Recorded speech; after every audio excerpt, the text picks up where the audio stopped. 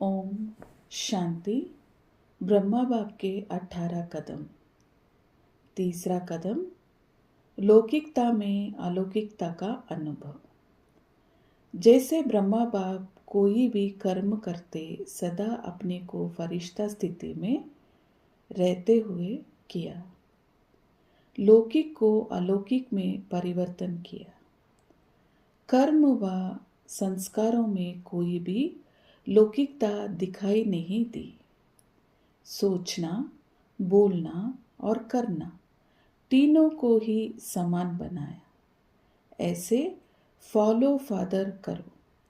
हर लौकिक बात को देखने, सुनने, बोलने में अलौकिकता में परिवर्तन कर समान कर दो। तो बाबा आज विधि बता रहे हैं कैसे हम लौकिकता को अलौकिकता में परिवर्तन करें। तो जैसे ब्रह्मा बाबा कोई भी कर्म करते तो सदा फरिश्ता स्थिति में रहकर ही करते थे। लौकिकता को अलौकिकता में बाबा ने कैसे परिवर्तन किया? हर कर्म, हर संस्कारों को बाबा ने आत्मिक स्थिति में रहते हुए उसे अलौकिकता में आसानी से बाबा ने उसे परिवर्तन किया। जैसे सोचना, बोलना, करना तीनों में उसको अलौकिकता में परिवर्तन कर समान कर देते, बैलेंस कर देते थे बाबा उसको। तो इस विधि और विधान से बाबा लौकिकता को अलौकिकता में परिवर्तन करते थे।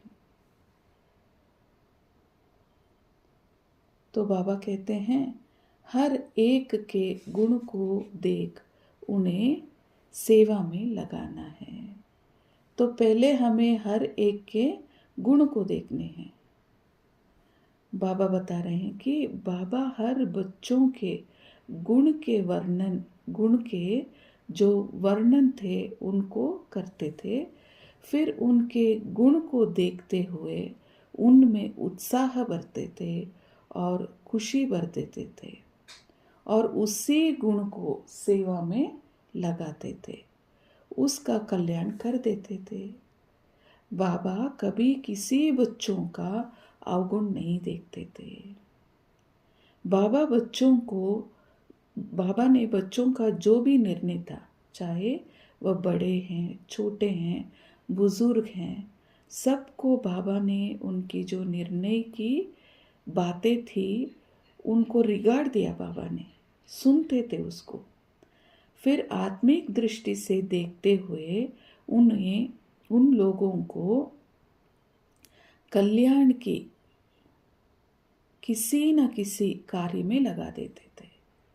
तो जिसमें जो गुण होता बाबा उसके उसी गुण को यज्ञ सेवा में प्रयोग करते थे। तो ऐसे हम सबको फॉलो फादर करना है। मना बाबा कहते हैं कि सब में विशेषता को ही हमें देखना है, किसी की खामियों को नहीं देखना है।